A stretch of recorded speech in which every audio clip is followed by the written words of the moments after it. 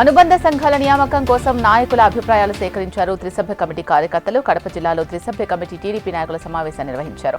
20 ఏళ్ల తర్వాత 5 అసెంబ్లీ స్థానాలు గెలుచుకున్నామని, ఈ విజయానికి లోకేష్ యువగలం పాదయాత్ర కూడా దోహదపడిందని TDP in charge Bhupesh, Kamalapuram MLA Krishna Chaitanya పేర్కొన్నారు. భవిష్యత్తులో పార్టీని మరింత బలోపేతం చేయాలంటే యువతకు ప్రాధాన్యత ఇవ్వాలని లోకేష్ భావిస్తున్నారని తెలిపారు. ఎలాంటి వారికి ప్రాముఖ్యత ఇవ్వాలనే దానిపై కసరత్తు చేస్తున్నామని, అన్ని నియోజకవర్గాల నుంచి అభిప్రాయ సేకరణ చేస్తున్నామని తెలిపారు. అన్నింటినీ పరిశీలించి అధిష్టానం నిర్ణయం తీసుకుంటుందని వివరించారు. శ్రీ సత్యసాయి జిల్లా టీడీపీ పార్టీ కార్యాలయంలో హిందూపురం పార్లమెంట్ కమిటీ సమావేశం జరిగింది. రాబో స్థానిక సంస్థల ఎన్నికలను ప్రతిష్టాత్మకంగా తీసుకుని టీడీపీ జెండా ఎగురవేయాలని ముక్త కంఠంతో నాయకులు పిలుపునిచ్చారు. పార్టీ బలోపేతానికి తీసుకోవాల్సిన చర్యలపై వారు చర్చించారు. ఎన్నికల్లో ప్రతి కార్యకర్త సైనికుల్లా పనిచేయాలని పేర్కొన్నారు. బలమైన జిల్లా కమిటీని ఏర్పాటు చేయాలని మంత్రులు, ఎమ్మెల్యేలు, ద్వితీయ శ్రేణి నాయకులకు సూచించారు. మంత్రులు, సీనియర్ పార్టీ నాయకులు, ఇతర నేతలు ఈ సమావేశానికి హాజరయ్యారు. రజకుల సమస్యలు పరిష్కరించాలని ఏపీ రజక వృత్తిదారుల సంఘం నిరసన చేపట్టింది. కర్నూలు జిల్లాలో కలెక్టర్ కార్యాలయం ముందు రజకులు వినూత్నంగా చాకిరేవు కార్యక్రమాన్ని నిర్వహించారు. ఎన్నికల ముందు తమకిచ్చిన హామీలు వెంటనే నెరవేర్చాలని వారు డిమాండ్ చేశారు. మున్సిపల్ షాపింగ్ కాంప్లెక్స్లలో చేతి వృత్తిదారులకు 5% షాపులు కల్పించాలని కోరారు. ప్రభుత్వ శాఖల్లో దోపీ ఉద్యోగాలకు రజకులను భర్తీ చేయాలని డిమాండ్ చేశారు. కర్నూలు జిల్లాలో విద్యారంగంలోని సమస్యలు పరిష్కరించాలని ఎస్ఎఫ్ఐ ఆధ్వర్యంలో కలెక్టర్ కార్యాలయం దగ్గర విద్యార్థులు ఆందోళన చేపట్టారు. జీవో నెంబర్ 77ను రద్దు చేసి పెండింగ్లో ఉన్న ఫీజు రియంబర్స్మెంట్ నిధులు విడుదల చేయాలని వారు కోరారు. వసతి గృహాల సమస్యలు పరిష్కరించి విద్యార్థులకు మెస్ ఛార్జీలు పెంచాలని ఎస్ఎఫ్ఐ నాయకులు నిరసన తెలిపారు. కలెక్టర్ కార్యాలయానికి విద్యార్థులు వెళ్లేందుకు ప్రయత్నించగా పోలీసులు వారిని అడ్డుకున్నారు. దీంతో అక్కడ గందరగోళ పరిస్థితి ఏర్పడింది. ప్రకాశం జిల్లా పొదిలిలో పలు ఎరువుల దుకాణాలను అధికారులు ఆకస్మిక తనిఖీ చేశారు.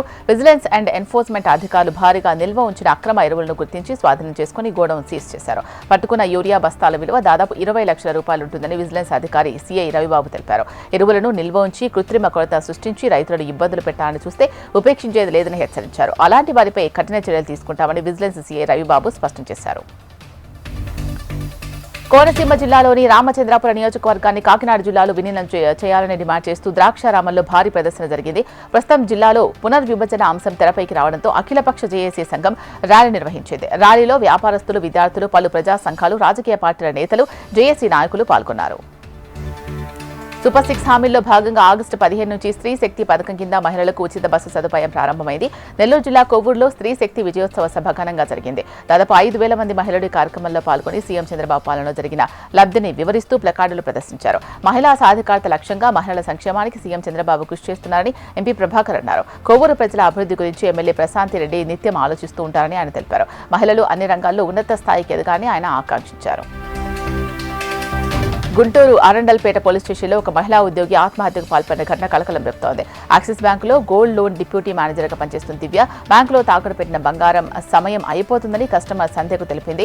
మేనేజర్ దివ్య బంగారాన్ని తాకట్టు నుంచి విడిపిస్తే తర్వాత డబ్బులు ఇచ్చి తీసుకుంటానని సంధ్య దివ్యను కోరింది. సంధ్య కోరినట్టే బంగారాన్ని విడిపించాలని, కానీ తర్వాత డబ్బులు ఇవ్వకుండా తనపై తప్పుడు కేసు పెట్టారని దివ్య తెలిపింది. 10 రోజులుగా విచారణ పేరుతో స్టేషన్కు పిలిపించి వేధిస్తున్నారని దివ్య వివరించింది.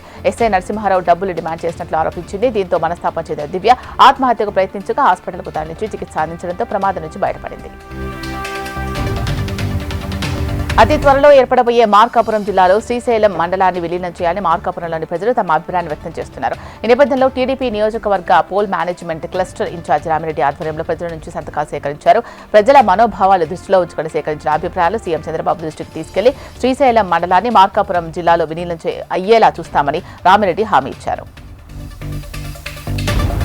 కర్నూలు కలెక్టర్ కార్యాలయం ముందు వైసీపీ ఆధ్వర్యంలో దివ్యాంగులు పెద్ద ఎత్తున ఆందోళన చేపట్టారు. ఎప్పటి నుంచో వస్తున్న పెన్షన్లు తొలగిస్తున్నట్లు అధికారులు నోటీసులు ఇవ్వడంతో వికలాంగుల హక్కుల జాతీయ వేదిక ఆధ్వర్యంలో వారు నిరసన తెలిపారు.